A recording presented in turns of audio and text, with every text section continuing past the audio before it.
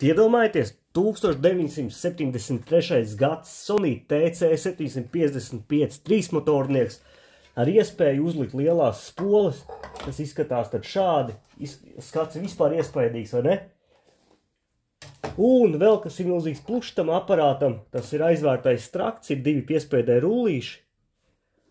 Bet pats galvenais, ka tas ir 1973. gads ar 25 kg smagumu, ar svaru 25 kg, viņš viss ir no metāla, katra ručkiņa no metāla.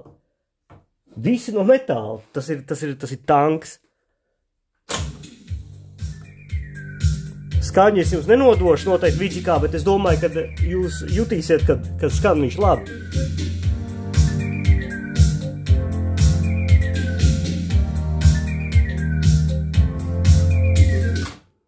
Tā, kad mēs izējam uz pauzīt, ieslēdzam pauzīt, smuki spīd lampiņa ar uzrakstiņu pauze. Maziņš, bet tomēr feedbacks.